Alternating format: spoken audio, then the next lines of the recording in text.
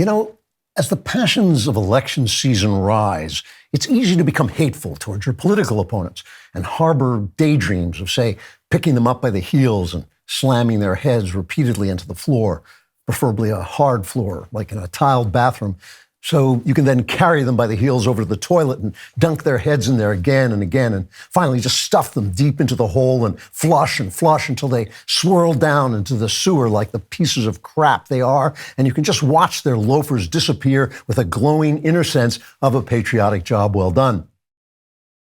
But we should always remember that we're Christians and plumbers are expensive, and if even one of those clowns gets himself stuck in the pipes, the bill is going to be astronomical. Also, Jesus said, love your enemies.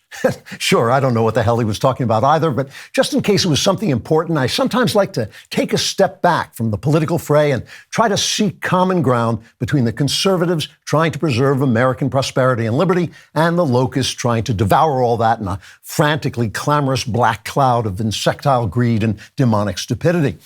So, for just a few moments, let's put our animosities aside and try to make a level-headed comparison between conservative philosophy and those noises leftists make that sound like a cross between a tortured seagull and Joy Reid. Conservatives believe that individuals are created to act freely within the broad confines of human moral understanding, and that freedom can only be maintained by strictly limiting the power of the powerful. Leftists believe that whenever someone says that in their vicinity, they should set cars on fire and shout him down by chanting meaningless bumper sticker slogans at the top of their lungs until the spit flies from their mouths and their eyes roll up in their heads, and still they go on shrieking and shrieking. This is what democracy looks like until it's clear to everyone but the news media that leftists think democracy looks like an entire city burning to the ground while mobs of mindless thugs steal every piece of electronic equipment they can lay their hands on, when really, I think democracy is supposed to look more like voting, but maybe that's just me. Conservatives believe that normal human life centers on the complementary natures of the two sexes, male and female, which were made to come together in committed love in order to continue God's creation of life in a harmony of spirit and flesh. Leftists believe that human sexuality is best represented by Richard Levine, who currently sits in a straitjacket in his shadowy cell in the bowels of Arkham Asylum, but dreams of the day when he and the Joker might escape into Gotham City so he can don his woman costume and once again become the supervillain Rachel with the power to drag children to his moldering hideout in the foggy crags of Mount Perversion, where he can begin the experimental surgeries that will turn boys into girls and vice versa until those fools who imprisoned him finally realize he's the normal one, and they're all mad, I tell you. Conservatives believe that capitalism is a genius economic system because it uses human ingenuity and free choice to create more wealth for every level of society than ever before in human history. Leftists believe that if they can just steal that wealth at gunpoint, they can use everyone else's money to build a utopia so beautiful it will be worth enslaving and slaughtering the millions who try to get in their way, like they did in the last 6 utopias. Conservatives believe that the greatest blessings humans know on earth are their children, and society should be built to support the healthy family life that is their best environment. Leftists believe babies should be killed in the womb because once they're born, all they ever do is scream gibberish and use up your resources and crap all over everything. So they're just like leftists. No one wants more of those. Trigger warning. I'm Andrew Klavan, and this is The Andrew Klavan Show.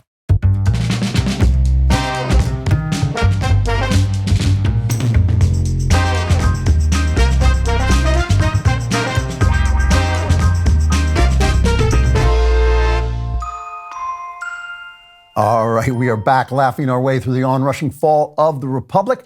I'm not going to continue plugging this forever, but we're having Spencer Klavan, my son, but no relation, on later to talk about our new Substack, The New Jerusalem, thenewjerusalem.substack.com. And up till now, I've been promoting it, but there's been nothing on it. Now we've got a week worth of content, so if you go on and check it out, you can find out whether you'd like to get a free subscription so it comes to your mailbox, or whether you'd like to get a paid subscription so Spencer and I will come to your mailbox and just say thanks.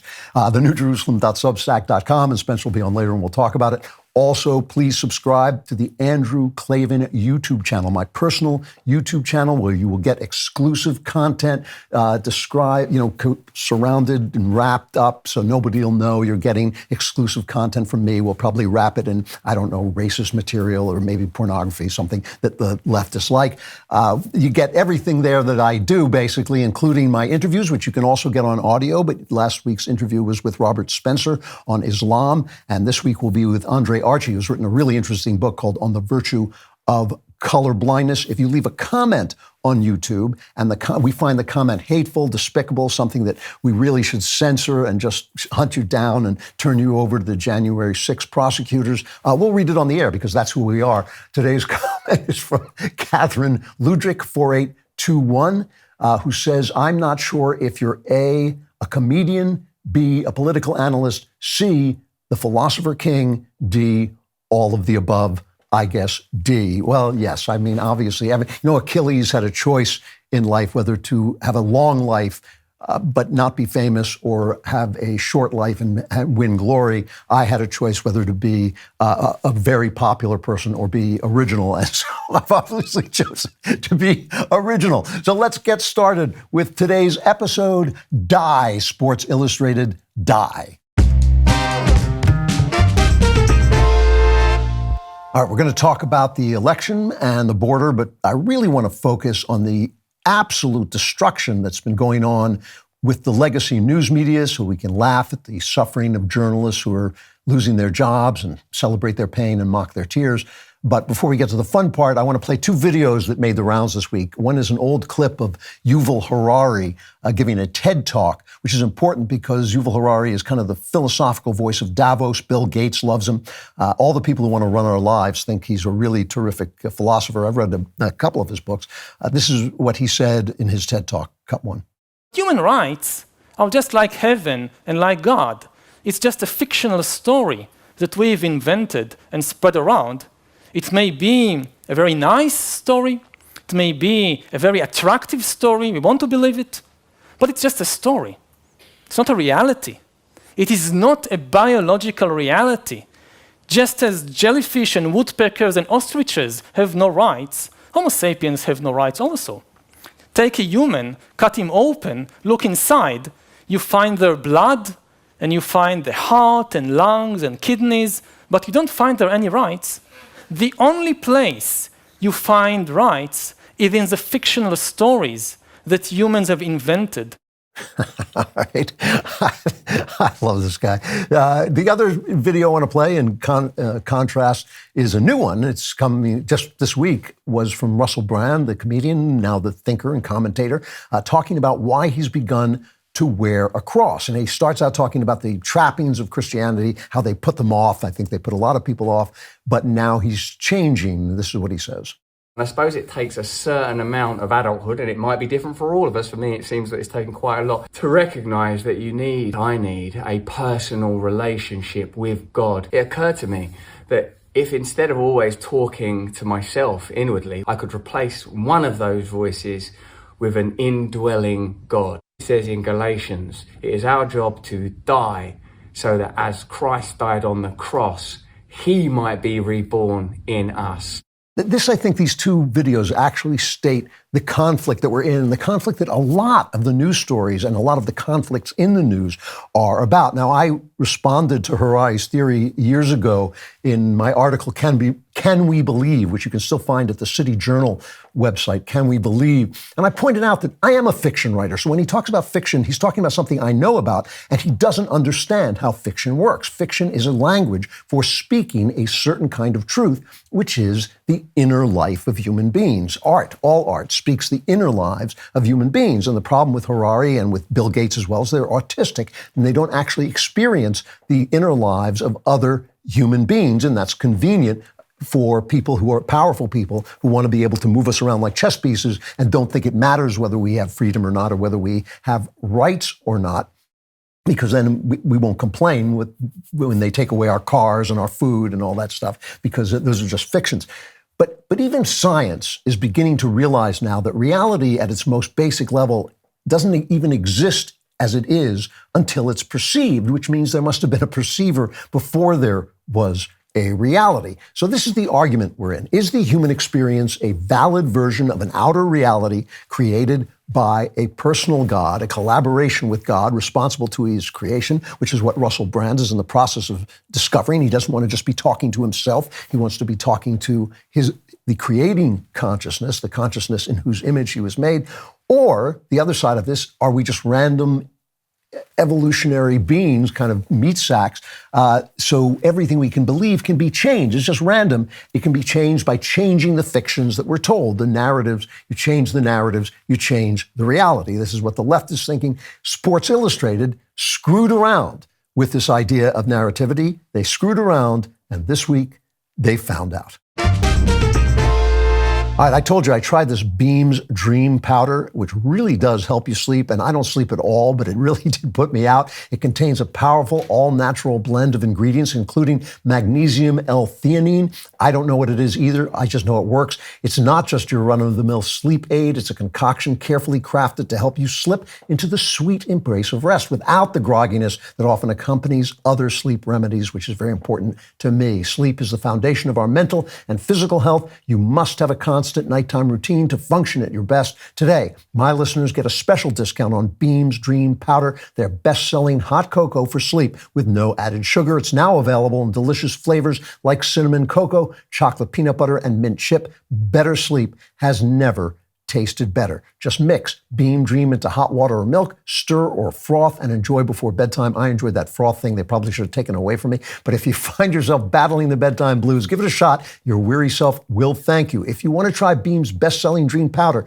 take advantage of their New Year's sale. 40% off for a limited time when you go to shopbeam.com/Klavan and use code Klavan at checkout. That's shopbeam.com/Klavan with my promo code Klavan for up to 40% off your order. Who writes this? They tell you how to spell Beam. Anyone can spell Beam. How do you spell Klavan? That's the important question. K-L-A-V-A-N, there are no E's in Klavan.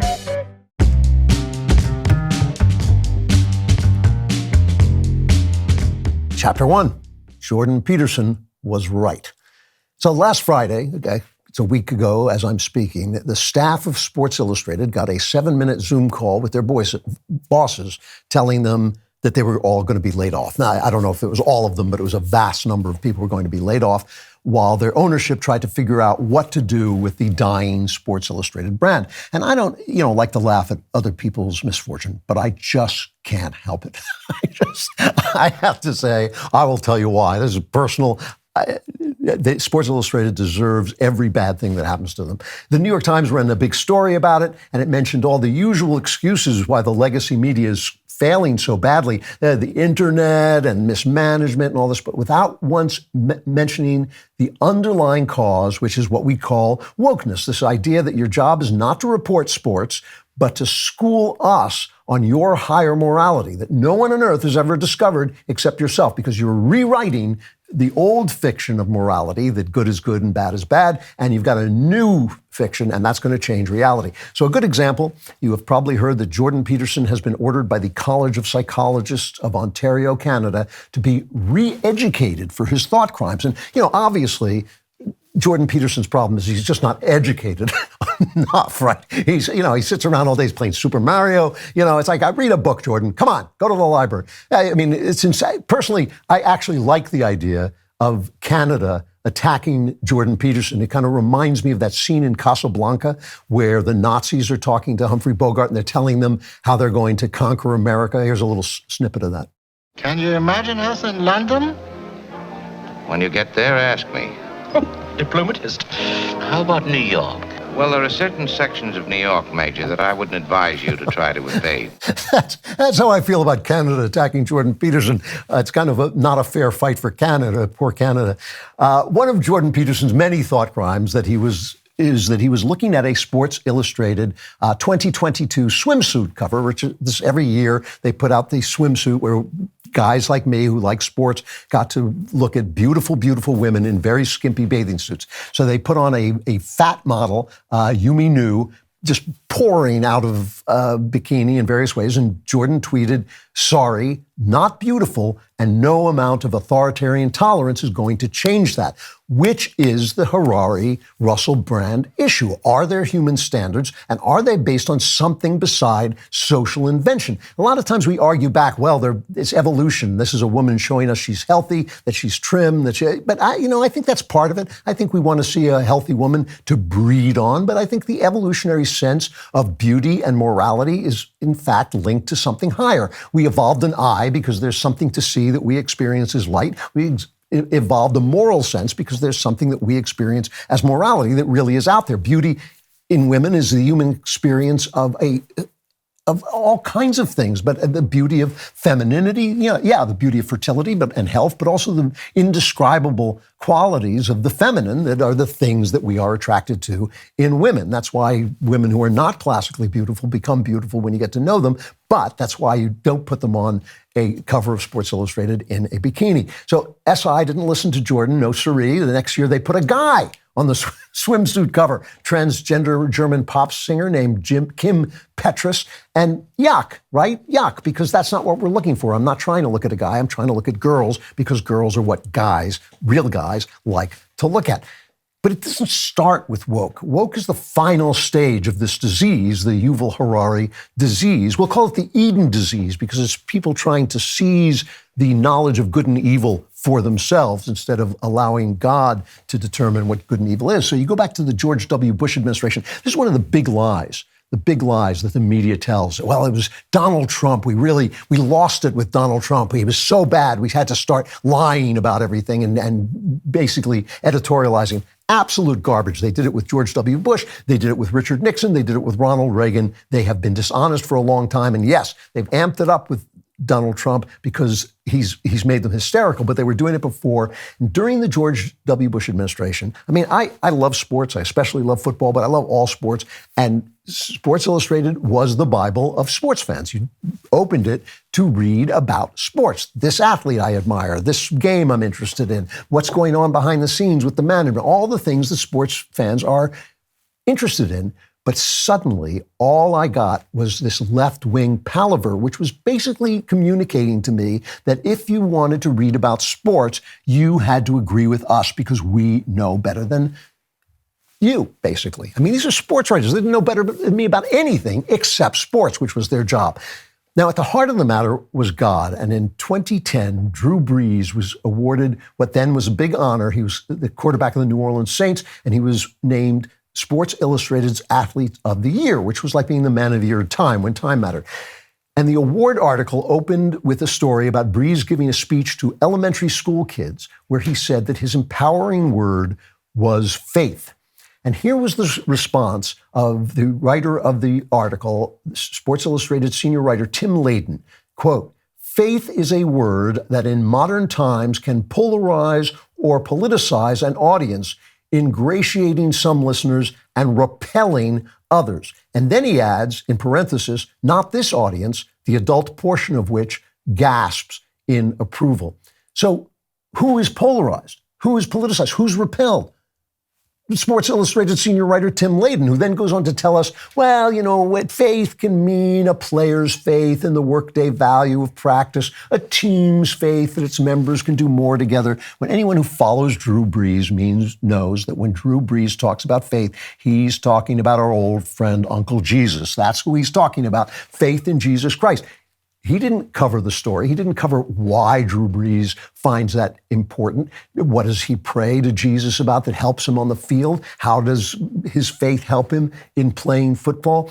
The story was a great athlete believes in Christ. The subject of the story was Drew Brees. A reporter, a journalist, reports the subject of the story. That's his job. Instead, we get Tim Layden telling us what Tim Layden thinks and what we really had better think as well. So in 2013, I wrote a blog post on PJ Media, where I was at the time, why I'm canceling my Sports Illustrated subscription, because the magazine, what I said was the magazine has become dishonest, dishonorable, and even occasionally despicable in its conformist, lockstep, left-wing bias. And the reason I did this was they hired a left-wing, anti-religion writer named Mark Oppenheimer to write about religion and sports. I think it was a cover article. I can't quite remember. It was a sloppy, ill-informed, poorly reasoned article full of nonsense, like saying that athletes pray to win, which is just, athletes pray for excellence. I pray for excellence, and as you can see, my prayers are always answered. But, athletes, I understand that, you win some and you lose some. They pray to play at the peak of their abilities and to do the right thing. They pray for safety and also the safety of the people on the other side. So I pulled out a few paragraphs of this article at random and fact-checked them, and they just collapsed. I just pulled them out, like I really just cutting them out on my computer. Like it would say things like, well, in the old days, sports wasn't religious. There was guys like Joe Namath, who was known as Broadway Joe, and he had girls and alcohol. It wasn't like with Roger Staubach, who was religious. Well, Roger Staubach and Joe Namath played at the same time. So the guy was talking complete nonsense. He actually had to go on Hugh Hewitt's show and defend himself against my article, which he did just by attacking me and saying how stupid I was. And I always have been grateful to you, who sort of said in this bewildered tone, I don't know, Klavan always strikes me as kind of a smart guy. This is why Sports Illustrated died. This is why it is dying, and this is why the Washington Post is dying. They're having record layoffs. The LA Times is dying. There was a wonderful article in the LA Times. I saw this on Hot Air. LA Times editor pleads with fleeing Californians to please stop bashing the state on the way out. And this is what he says. This is Letters editor Paul Thornton. He writes about the fact that more than 800,000 Californians moved away in 2022 and many thousands more left last year. And he wonders why they keep running California down after they leave. They move out of California, which physically is paradise. Why would anybody leave? And then they keep telling people that California sucks. Why are they doing that? Well, let me tell you, this is what I'm quoting his article now. Perhaps it's our embrace of LGBTQ plus Californians, or it's our liberal politics with the state Republican Party shrunk to irrelevance after its vicious attempt in 1994 to marginalize immigrants with Proposition 187. Couldn't be your small-mindedness, could it, Paul? Couldn't be the idea that you have opinions and you think that everybody who doesn't have your opinion is a bigot, which is really what we're dealing with. That's what woke is. That's what all the journalists are doing. They can lie because they're good and you are bad. By the way, Proposition 187 withheld taxpayer-supported welfare for illegals. So it was basically saying, you break into my house, I don't have to give you dinner, right? So it wasn't so vicious. But, it's so vicious. Mike Miller on Hot Air points out that people are leaving California because these policies don't work. Out-of-control crime rates, increasing number of illegal aliens and homeless people, runaway inflation, and the damning number of drug-related deaths. See, this is the thing. This is the argument of leftism, and it's really important. They're good because they have got a different way of pretending about morality than your pretend morality that has to do with, running clean cities. And when taxpayers pay for a city, they get to have a clean city without homeless people dying, without people taking drugs, without prices going through the roof, without anybody being able to move in illegally when you are obeying the law, right? They're good because they pretend fat women are pretty. They pretend trans women are women. They pretend our country doesn't need a border to survive. They pretend the freest, most tolerant nation on earth is oppressive and racist. How good they are to pretend these things, because there's no reality. There's only fiction, made up stuff. So if their fiction replaces your fiction, their fiction becomes reality. It all makes perfect sense if life takes place inside your head and nowhere else. But like I said, I've written fiction all my life, and I do it because it tells a truth that can be told in no other way. Your inner life is a collaboration with a life outside you. And when that life outside you disagrees with what is in your head, you have to change because that life outside you will not do it. And now Sports Illustrated and the LA Times and the Washington Post and CNN and all these gentlemen and ladies are finding out, and I'm sorry, but I'm not bleeding for them at all. They've insulted us for too long, and my feeling is, bye-bye, learn to code. Good footwear is about more than fashion. What you wear on your feet matters to your health, comfort, and well-being. Choosing footwear that provides support for your daily routine is important, and now easier than ever thanks to G-Defy shoes.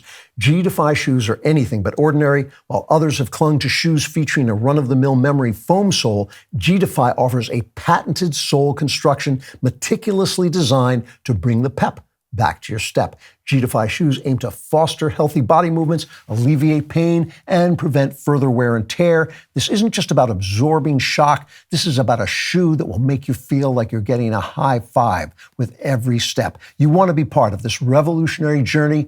Don't just take my word for it. Explore the multitude of reviews and testimonials from individuals who attest to the miraculous impact of G-Defy shoes on their lives. Just take a look at their website. The shoes are absolutely great. Your feet deserve more than just another pair of shoes. Right now, use code AK30 for $30 off orders of $150 or more at gdefy.com. That's GDEFY.com with promo code AK30 for $30 off your purchase of $150 or more. Experience the miracle that is G-Defy, where comfort meets innovation.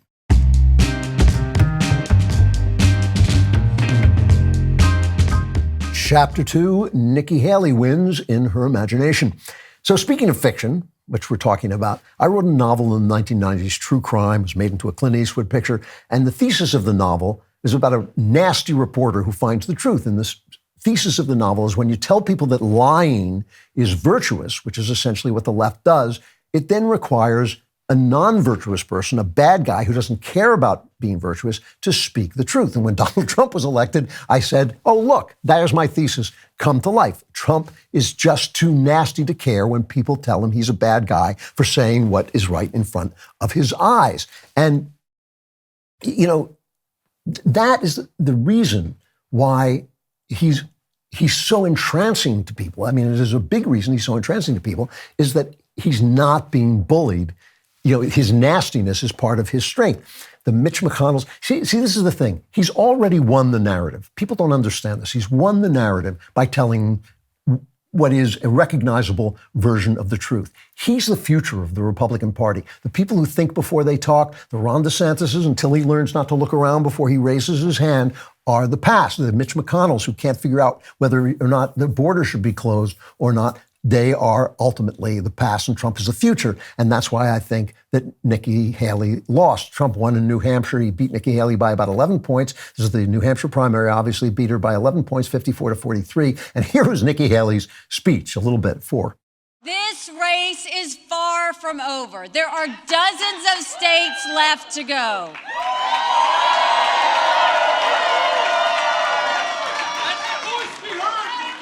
And the next one is my sweet state of South Carolina. Yeah, the reason she's finished is because she is going to be creamed in her sweet state of South Carolina. And the reason is because she's the old Republican who kowtows to the left and wokeness. When she took down the Confederate flag, whether you think that's a right or wrong decision, she took it down. She hugged Jesse Jackson, a race-baiting con man. You know, she is not the person who is going to do the thing that everybody is looking for, not just on the right. I think actually throughout the country and throughout a large swath of the left as well, people just looking for someone to tell the truth. Now, the truth is harsh. One of the ways that the left get away with the lies that they tell, the lies are nice and the truth is harsh. And I think one of the things about Trump is that, you know, when you tell the truth, it's harsh, but you don't have to be harsh. And Trump doesn't know that, and that can be a problem. You know, I think that, I mean, Nikki Haley is she told this story about how she was disqualified at a beauty contest because she wasn't white or black, she was brown. And I would like the pictures of that, please. I would like to see the receipts on that one. She's just, you know, I just think she's done. A lot of the people who voted for her in these primaries were in fact independents and Democrats who registered to vote in the primary, but in fact will vote for Biden in the general. But the thing about Trump is that, and again, now, because I think Trump is going to be the nominee, and because I would vote for Trump twice before I voted for a Democrat, I would, you know, as they say, crawl over broken glass to vote for him before I voted for a Democrat. To me, everything now is strategy. You know, I have problems with Trump. I have personal problems with him. But like I said, I'm going to vote for him because I'll vote for him. He's going to be the nominee, and I would vote for him way before I voted for any Democrat. But things are strategy. And I think when you tell harsh truth, sometimes it helps to tell it not so harshly, and he just doesn't understand that. And Haley is driving him crazy because she's still getting a lot of donors who want to bring him down, and he just goes after her in this kind of ugly way as part of his speech. I find in life you can't let people get away with bullshit, okay? You can't. You just can't do that. And when I watched her in the fancy dress that probably wasn't so fancy come up, I said, what's she doing? We won. And she did the same thing last week, but he was much more angry about it than I was. I said, get up there and you let him know. We are going to win this. We have no choice. If we don't win, I think our country is finished. I do. I believe our country is finished. So I think I actually agree with him in that last part. I don't think it's finished, but I think it's really, really bad. And I think that, whenever I hear him say, oh, her dress was not that fancy, I cringe, not because I care whether he insults Nikki Haley's dress. I think that's bad manners, but I think the bad manners alienate the 40% of the people, the 40,000 people, I should say, who are going to decide this election. It's why he lost last time. They didn't have to cheat. They didn't have to cheat. He took the people who would be alienated by him, and he alienated them. There's math and strategy. That's all I'm talking about right now. He's even threatening donors. He's put out a tweet saying, or a Truth Social post, saying if any donor gives Haley money, they're kicked out of the MAGA treehouse, which, first of all, is baloney. He's not going to turn away money. But, the thing about Trump is I really think Joe Biden is the guy who said it best as Cut 8. We'll teach Donald Trump a valuable lesson. Don't mess with the men in America unless you want to get the benefit. What's he talking about? The guy he's a complete gibberish spouter of gibberish. Here's the thing, though. Trump has won the narrative. He has won the narrative because people are seeing through the lies. You can't just invent a world. And the anti-Trump narrative is collapsing, and there's nothing the Democrats can do to stop it. All the media hysteria is just listen to just a small bit of it. Cut 6. He can shoot the First Lady. We're going to see violence, the likes of which we didn't even see on January 6th. Make it illegal to run against him, to throw his opponents in jail, to shut down the media. He will make himself into the Fuhrer, and he will make everybody raise their hand and salute him. Using martial law against the American people. Terminate the Constitution. To rewrite the Constitution. Create mass internment camps. Throw everyone into Gitmo. You can only listen to this stuff so long. There was an article in New York Magazine, Jonathan Chait, who was an absolute hysterical left-wing, mindlessly hysterical left-winger. He writes, despite countless op-eds and campaign ads warning of the threat that a second Trump term poses to the democratic order, the imperative to keep Trump out of the Oval Office has become tiresome. The signs of that exhaustion are everywhere in our politics today. It may be the most dominant attribute of our national mood. They cannot grip the fact that we're just not exhausted because we're exhausted. We're exhausted. We're tired of being lied to. We're tired of being lied to. Biden's one Democrat challenger, Minnesota Congressman and businessman Dean Phillips, who did kind of well against Biden. Biden had a write-in campaign, but he got like 20%. Dean Phillips got like 20%. He's just getting started. Who knows? But he said this on, he said it in a lot of places, but he said it on CNN. Here's Cut 7. I went to a Donald Trump rally a couple nights ago. Never been to one. I had an event across the street. I saw the line of people waiting in the cold for hours. And I thought, what the heck? I'm going to be a leader who actually invites people, doesn't condemn them. Met probably 50 Trump people waiting in line. Every single one of them, thoughtful, hospitable, friendly. All of them so frustrated that they feel nobody's listening to them but Donald Trump. A diverse crowd, people who had never been to a Trump event before. My party is completely delusional right now. Ruh-roh. When you have Democrats pointing this out, and anybody who has been to a Trump rally will tell you the same thing. These are nice people. They're not bigots. I know that bigots, some of these like anti-Semites attach themselves to Trump, but I've never been quite sure why. I mean, and I don't know why anti-black people would do it either. He has never demonstrated any kind of racism except what the left calls racism, which is the normal knowledge that other people are other races, and sometimes those people have cultural traits that adhere to them, good and bad. But, he's shown that because he's too blunt to hide it. But I've never seen him be hateful toward an actual group of people, except Democrats. So the thing is, this is happening all over at Davos. I talked about Jamie Dimon from JP Morgan talking about how Trump was right about a lot of things, but he wasn't the only one. There are a bunch of people who stood up at Davos where they're making plans to tell us, how we should live and say, Trump, these people are not fascists, and Trump's not a fascist. They just realize that Trump is saying things that are true. Trump is saying things that are true. The border is important. China is bad. These are things that the Democrats and some of the Republicans didn't say before Trump said them. Transgenderism is, look, Trump hems and haws about transgenderism, but basically he knows that doing anything like this to children is wrong. And I don't know why he dithers about that and about abortion, but he does. It's because he's a New Yorker and he's got that leftist strain in him.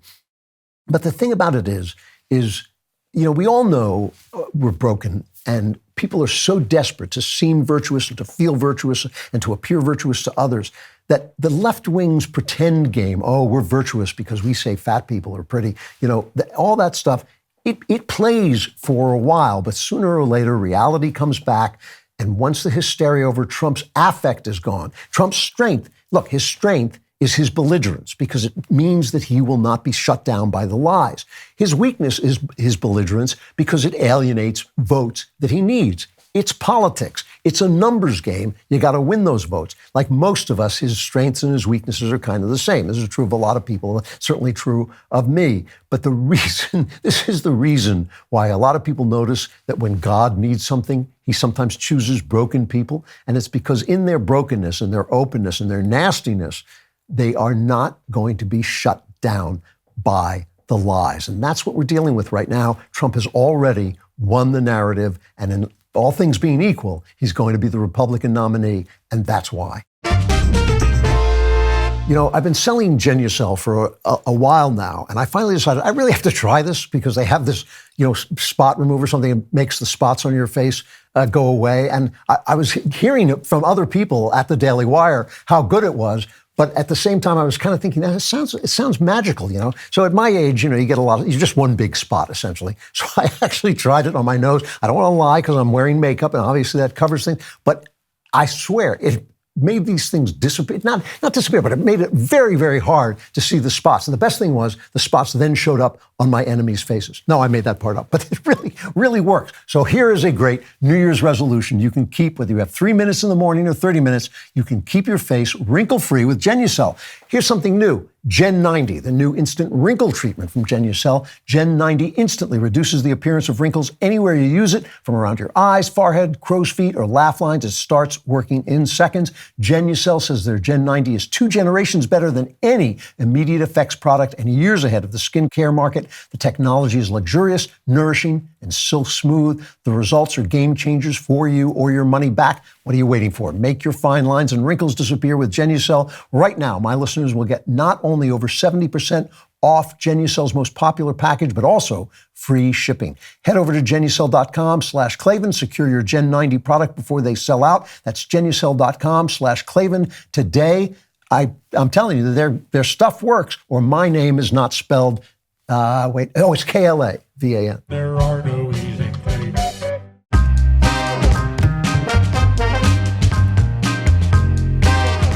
Chapter 3, Borderline Personality. That was a desperate nation calling out to Texas Governor Greg Abbott. It was also Lou Costello calling out to Abbott to shut down the borders. We've been talking, I keep going back to the idea of fiction, this Yuval Harari idea that all of the truths in life are really just fictions. But if the battle going on in Texas were a novel, the battle over the Texas border were a novel, the symbolism would be this. If you live totally within yourself and live by your own moral logic, you can convince yourself of anything that makes you feel good about yourself, makes you feel virtuous.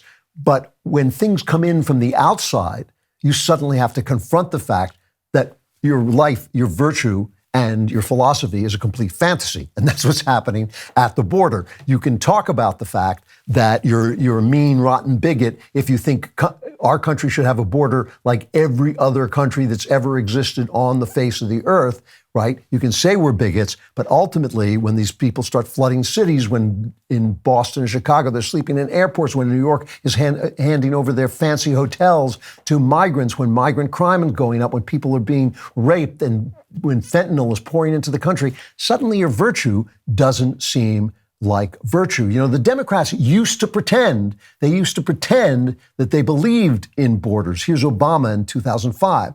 We all agree on the need to better secure the border and to punish employers who choose to hire illegal immigrants. We are a generous and welcoming people here in the United States, but those who enter the country illegally and those who employ them disrespect the rule of law, and they are showing disregard for those who are following the law. We simply cannot allow people to pour into the United States undetected, undocumented, unchecked, and circumventing the line of people who are waiting patiently, diligently, and lawfully to become immigrants in this country.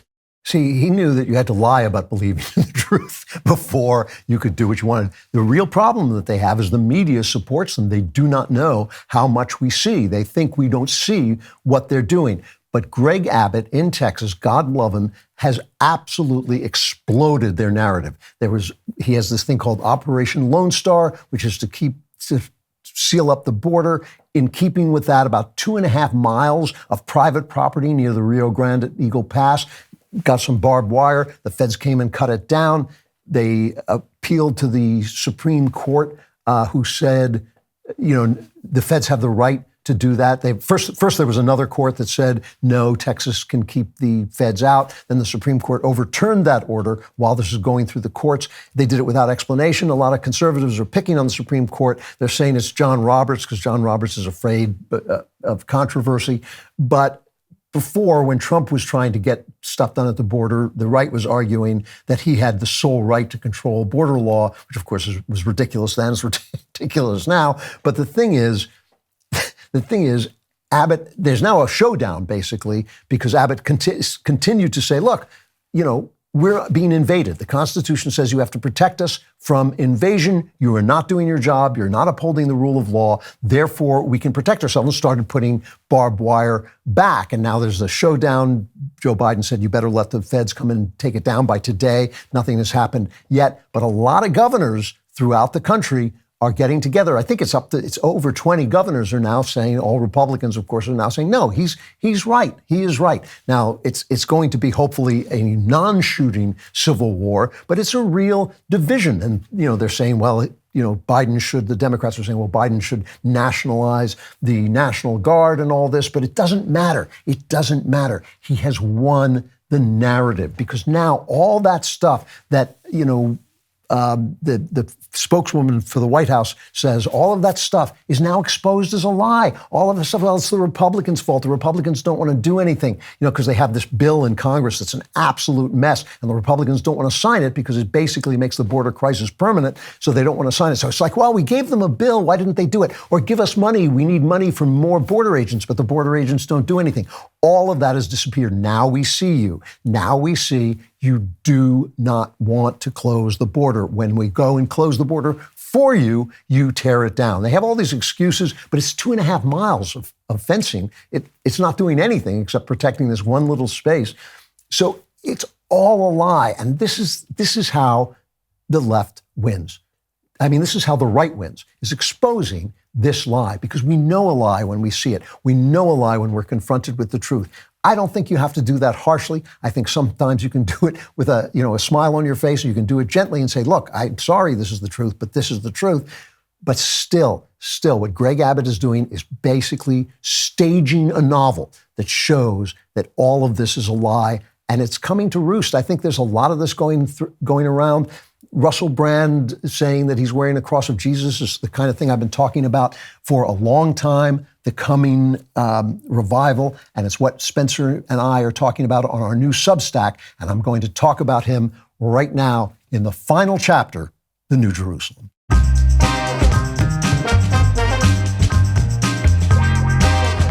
So the question we've been talking about all through the show is basically whether we are random meat puppets and everything that we experience as moral or true, that it hasn't got physical, material reality, is simply a construct, something that society is built for its own purposes, maybe the purposes of the powerful over the weak, or whether we're dealing with a perception of a moral order, a perception of something outside of ourselves that is in some ways as conscious as we are. And this is not just the question, as far as I'm concerned, of the moment, but this is the moment in which this question means everything, because everything depends on it. And that is why my son, Spencer Klavan, no relation, and I have started this Substack called The New Jerusalem, so we can discuss this as we in fact have been discussing it for now, I can't even say how many decades, but it's more than I want to think about. And so we wanted to bring that discussion. That discussion has been really helpful to both of us. We wanted to bring that discussion out into the public and put it on Substack. You can find it at thenewjerusalem.substack.com, thenewjerusalem.substack.com. And I wanted to take the time, since this is the show that is about that subject, to take the time to talk to the man himself, the guy who also has the Young Heretics podcast and your own Substack. It's true.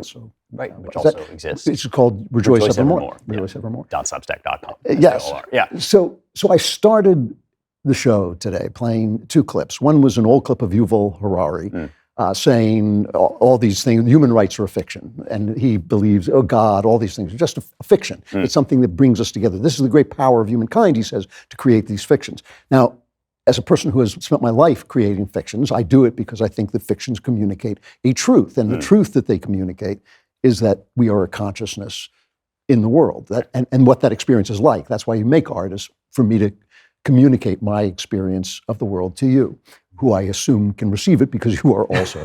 I personally can. I'm totally mystified, but one in general, yes. Yes. So I followed that with Russell Brand, who is a seeker after things, and now talking about the fact it would be nice if, when he talks to himself, he's not just talking to himself, but also is talking to the indwelling God, which is at the center of the religion that both of us share. We started this, though, because we feel this moment is crucial. Well, I want to make people aware that I started against the best advice of my mother. I almost never ignore my mother's advice, but she repeatedly told me, don't associate with that man.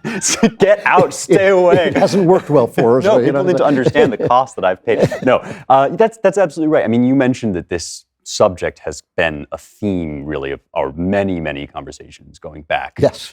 Only about 1/800th of your life, but most of my life. Going back as long as we've been able to have these discussions. And there's always, to me, one of the things we constantly remark upon is the providence with which conversations kind of lead you to things. Yes. And this is what I think Socrates called his daimon, his little kind of deity, or sometimes you just say it was the argument, it's the logos that's leading us this way. And since we're Christians, we can say, yeah, there actually is a logos that threads through the world and does bring you, if you engage in good faith, in love with people that you're close to, brings you to centrally important issues. And I think that that's what's kind of happened here, because the other part of it is not just about our individual lives, but on a big macro level, this exhaustion of this idea that we're just meat, that we are just atoms bouncing off each other. In one way, that's an ancient idea. It goes back to Democritus and Epicurus, but in its modern form, it's been around for about 500 years. It was a consequence, a byproduct of the scientific revolution. Right. And we've been gradually upping the ante, ratcheting that idea up and up and up until it no longer can bear the weight that we're putting on it. And I think that's what you're seeing with guys like Russell Brand. It's like we can't live this way. It's impossible to live as if everything immaterial about us is just a fantasy, just an illusion. But weirdly, at the same time that's happening, because you're absolutely right. You see it, we can see it around, and I've been predicting it for years, that people who think are going to say, wait a minute, this actually doesn't make any sense, that we're just, that the things that we see and feel and know about each other aren't simply illusions, right. Because everything we know by perception, so it makes no sense that perception can be completely eradicated. But at the same time, the idea is falling apart. The technology is coming into place to turn it into some weird matrix-like semblance of reality. I mean, now we have this AI, which people are saying, oh, if AI thinks as well as we do, then it's sentient. Yep. It doesn't seem it's to me absurd. true at all. It's a preposterous idea, but it's more than 50 years old. I mean, Alan Turing, one of the major players in the invention of the computer, puts that argument forward right at the dawn of the computer age. And everybody's like, yeah, that totally makes sense, because we've been so kind of indoctrinated in this way of looking at the world that suddenly that seems kind of weirdly persuasive. And even those of us that know it's wrong, we don't even necessarily have argument. We're not quite sure how to answer that because it feels like all we have are like feelings and subjective, and what we, I think, both really want to do is instead of waving our hands around and saying, but my feelings, we want to talk about God as if he is the God of the real world. Yes, as if he really is. Yeah, and I think even people that believe sometimes don't talk that way. Like I completely agree. It's kind of weird, right? Like you hear people make these grand pronunciations about God and then behave as if science or the world can like disprove him or threatens religion, and religion needs to be kept, decontaminated from all of these outer sources. And what I think is the world in which God meets us is the world as we live it and experience it because God made that world, and he specifically made us to be the capstone of creation, to finalize it, to bring it into being. I actually think a lot of stuff that's going on right now in physics is kind of screaming this back at us if we're there to hear that our perception has this foundational relationship to matter and existence. It can't even be what it is without us. This is funny because I watch the scientists dealing with this. Yeah. And what we're talking about is this idea that perception in some sense creates reality, which physicists are now saying is in fact the case on the micro level and possibly on the macro level at all. And you watch the physicists dealing with this, and they're like rats caught in a trap because they keep inventing little ideas like the multiverse. There must be a multiverse, or it's a simulation. It's all a simulation. And the thing I love about a simulation is it's exactly the same as there being a God, with one exception. You don't have to do anything. You don't have to, What if you're there not were responsible. a godlike force, like emanating through the world, right? And there's that dimension where some physicists are kind of trying to just kick up any possible absurdity they can to escape the conclusion. But then there's, to me, an even maybe more interesting dimension of people that are actually sort of facing up to this, but we've been kind of impoverished of all the resources we would need to talk about it in a spiritual way. Yeah. So we get these weird jargony terms, like John Wheeler in I think like 1990 starts talking about getting it from bit, by which he means the source of existence in the world isn't actually objects, it's information. Yeah. And so he's saying maybe we need to talk less about particles and more about bits, right? More about these. And it's like, gee, John, like, where have I heard that before? And also, how can information exist without a mind to know the information? But so it's like the lights aren't on in that spiritual domain, but all of the like raw material is there. And I think like that's one thing we're kind of trying to do. You do sort of ask yourself if we perceive something and create the reality of it, like didn't something have to perceive the world in order for it to exist in the first place? But you said this in your first, because now we have a first week of Substack there, and you said in your first Substack that we don't really care very much about the logic of this. I mean, we talk about science in a way just to let people know that original assumption, that original mechanistic assumption, when Newton basically came along and said things work like this, and everybody thought, oh, we're living in this clockwork world. That assumption has fallen apart, and the atheism that sprung out of it, the sort of long withdrawing roar of faith, the long withdrawal of faith, is obsolete. Yeah, I mean, we're way past that. Absolutely, and I think you're totally right. It's not that we want to get into like arguments about the quantum superposition of particles and stuff. It's just that we want to dispel at the outset. It's a preliminary to dispel this notion that faith is the stupid and superstitious way of engaging with the world, and the sophisticated people who know things and have information, they're all obviously atheists, which is this very like mid-tier online Reddit thing to believe that is nevertheless really convincing to people. And we want to get that out of the way so that we don't have to spend our time arguing with idiots like Yuval Harari, who is just so philosophically bankrupt. I mean, he's saying things that make no sense. And people know this, and people knows this, and they really want to just talk. I think they want to do what we're doing, which is just talk about the God that we encounter in the world, in our lives, as we actually live. Exactly. And I think the thing about Harari, and this is not an insult, I think he's autistic. And I think Bill Gates, who follows him very closely, is autistic. And I think the computer age has uplifted autistic people to a position of authority. And the whole thing about truly autistic people is they don't know that other people exist. They don't know that the internal world of other people exist. To me, the most profound scene in all of Western literature, beyond anything, is Moses confronting the burning bush, and the burning bush saying to him, I am that I am. Tell them I am sent you. In other words, that this great cosmos of creation and destruction, the bush showing growth and the fire showing destruction, but it never consumes the bush, is, at least when it meets human consciousness, something like a human being, a check that is written there, but it's cashed with the incarnation of Jesus Christ, of God and Jesus Christ. And I think that I just got off a long interview. Jordan Peterson had me on his show, and we were discussing things. And he's a Jungian, and one of the things that Jung said is, we cannot know if that experience of I am, is simply the human experience of totality, or is in fact a real encounter. And I thought, yes, that is why faith is counted to you as righteousness, because when you have faith, you take that I am into yourself, and you begin to communicate it, like Russell Brand was talking about. And that, I think that in conversation, the times when I have felt most powerfully the presence of the Holy Spirit has been in conversation about these things, very often with you.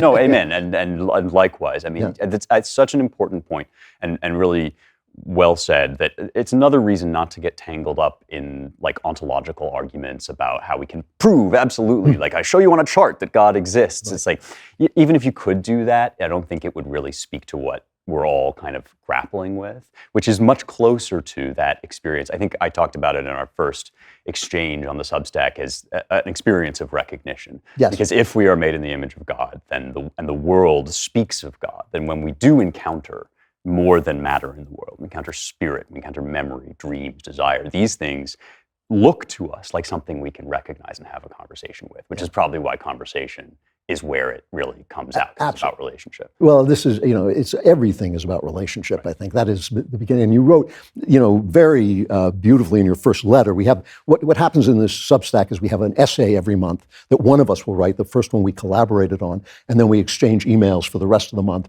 kind of keying off that essay. But you wrote very beautifully about this kind of idea that when you were young, I always tell the story of you as a little boy saying, thank you, son, for shining on me. That idea that there is something out there that we are grateful for. And I think gratitude is the first surrender of self. It's the first thing that you do. And how do you, that Wordsworthian problem of how do you recapture that and become, as Jesus said, like a child again? Very difficult. Absolutely. Well, I mean, the other flip side, of course, of the great I am is the satanic I am not that I am, which Shakespeare puts in the mouth of Iago, but it goes back to the very roots of Christian theology that because we are free beings with free will, the alternative to acknowledging and confessing this can only really be the denial of existence. And that takes all these different forms and guises, which is one reason why Satan's always portrayed as a deceiver or wearing costumes and all of that. But I think that one reason why what we're up against feels so cosmic is because it might be the most direct expression in history ever of the I am not, that there is no I am. And to deny that is to create what the scriptural tradition calls an idol, which is a mute stone sculpture that looks like a human being but actually isn't. Hence all the AI stuff, hence all the whatever, and so we really are up against it. So it's the newjerusalem.substack.com, the newjerusalem.substack.com. You can subscribe for free, or you can support us. And if you support us, you can also leave comments. And you get on Friday, we're changing off writing our suggestion of works of art of all kinds that might be essential to understanding the Western tradition and the thoughts of people throughout time. I just want to end with this, that as we wrote our first essay, we wrote it in collaboration in a cigar bar, cigar club that Spencer belongs to. And as we wrote it, outside, these immense flock of birds gathered, peering in. It was like the positive version of Hitchcock. Instead of being threatening, they were very beautiful. They just absolutely covered the wires outside our window, looking in. So you know that we have the blessing of the Holy Spirit. So you want to be there, because otherwise, you're in trouble. This is the issue of the time. This is the issue we're talking about. This is the thing that we're all arguing about underneath the politics of the day. Come to thenewjerusalem.substack.com and subscribe. We hope you will join the conversation. As I talked about during the show, America is currently experiencing an unprecedented invasion, with millions of illegal immigrants flooding over our border under the Biden administration's watch. As Texas shoulders the fight against the surge, Arizona's governor remains eerily silent as Biden pursues his perverse agenda. Ben Shapiro traveled to America's southern border to uncover the shocking truth and the real depths of this crisis. What he discovered is absolutely shocking and criminal. And it's our duty at the Daily Wire to share the truth that others are unwilling to reveal. Take a look at Invasion on the Southern Border. America is currently experiencing an invasion. A lot of people coming in from Uzbekistan, Afghanistan, Iraq, Syria. Is there a fair bit of gang affiliation among? Always. These people are just crossing the border illegally, waving their hands in the air at our cameras, saying, hey, here I am, come get me. We're no longer the border patrol, we're the welcome patrol. The #1 site in America for fentanyl trafficking across the border. And if Joe Biden remains in office, it's only going to get worse. I'm Ben Shapiro, and this is the divided states of Biden. Invasion on the southern border. Watch now on DailyWire Plus. The southern border is wide open. The blame rests squarely on Joe Biden. Join Ben Shapiro on the ground as he brings you the real world consequences of one of the most destructive presidencies in American history. Watch Invasion on the Southern Border, streaming now on Daily Wire Plus. Klavan Klapbacks. Don't mess with the men in America unless you want to get the benefit. That's right. All right. It's kind of like a guy you meet in a bar really late at night. Klavan Klapbacks. If you want to submit a Klavan Klapback, agree, disagree, anything, comment, questions, we will take them all. Klavan Klapbacks, both spelled with a K, Klavan and Klapbacks spelled with a K, at dailywire.com. From Lance. So I got a lot of reactions to a question that I was asked about the terminal list, where I recommended it and somebody said the Holy Spirit had made him feel very convicted for watching it because it was so violent. And I responded that I thought the Holy Spirit tells you what you need, not what everybody needs. And so I was recommending what I liked. So here is a letter from Lance. He says, Andrew, you're the best. I listen to many voices, and yours is always like a cold drink on a hot summer day. The terminal list, the main character is demonic, sick bastard. I simply cannot root for evil to win. To top it off, our hero kills his only friend. I usually find people that are entertained by human suffering to be quite simple-minded. I never would have lumped you in with them. Well, that, to me, is a misunderstanding of what's happening. Art, a work of art, whether it's an entertainment like this or more, another kind, a deeper sort of work of art, is about the audience. It's not about the people in the work of art, because there are no people in the work of art. All the people in the work of art are figments of the writer's imagination. So there's nobody there. There's, no human suffering is actually going on. What you are doing is you are having an experience going along with the hero. Remember, the hero in this story has had his wife and child murdered. And so when he commits these heinous acts, he is committing it in that context. And so you get to experience that without having gone through it, and it tells you something about yourself. Now, if you feel that that's damaging to you, you shouldn't watch it, but I don't. I felt that it was both entertaining and interesting. I'm not sure. I think I might do something very similar if I were a Navy SEAL and somebody killed my wife and child. That would be an actual natural reaction. Now, I got another one from Jason about the same subject, the reason to not watch Game of Thrones, which I said I did watch and enjoyed, is not because it might make you view pornography, but because it is pornography. Some of the actresses described the degradation they experienced and felt pressured into doing. It's not the same as when you write violence or sex into a book. That is actually not real, but the exploitation of actresses on Game of Thrones was indeed very real. Now, that's a much more, to me, serious objection, and it sounds righteous, but I'm just simply not that righteous, because when you start to think like that, you actually can't do anything because sin adheres to everything. You can't own an iPhone because of the people who have to, the enslaved people who dig up the materials needed. You know, you're living on land taken from the Indians, so you have to get up and pretend to apologize to make yourself feel good before you can do anything. In fact, when I don't judge other people, when I don't judge other people's sins, because I believe Jesus said, judge not. I don't think he was talking about something complex. I thought he meant don't pass judgment on the sins of other people. You can pass judgment on the crimes because you have to, but you don't have to pass judgment on the sins. When I don't judge other people, I also don't accept their sins as mine. So if the Game of Thrones was filmed with enslaved actresses being forced to take their clothes off, I would say, no, that's a crime and I cannot participate in that crime. But in fact, because I'm watching women whose ambition trumped their modesty, which is essentially right, they can talk about, listen, you know, they can talk about being exploited, but this is, and it was exploitative, I'm not denying that. No, I don't feel that that is a sin that adheres to me. I feel that that's something that I can watch. Now, whether or not, I did not find the nudity and sex edifying in Game of Thrones. I almost had to get, you know, I used to laugh when I was watching it and say, put your shirt on, sister, I can't hear the dialogue, because it was distracting. But still, I do not believe that level of righteousness, at least for me, it's just not something that I do, because you couldn't move at all. You literally, I could make that argument about almost everything on earth, that it is touched with sin, for the simple reason that everything on earth is touched with sin. I don't believe very, very, very few nude scenes, I've seen maybe 4 or 5 in my life, are necessary. And I believe women, these actresses are exploited, but maybe they should make a stand against that. Become a member today, because when the Klapbacks end, you end. You enter a Klavanlessness state that is beyond my ability to describe, the horror of which, the emptiness of which is beyond my ability to describe. So become a member today. Go to dailywire.com/subscribe. Use code Klavan at checkout for 2 months free on all annual plans, and you will at least get to join the member block. It's like hanging onto a ledge by your fingernails before you plunge into that darkness. So long, members, come with me.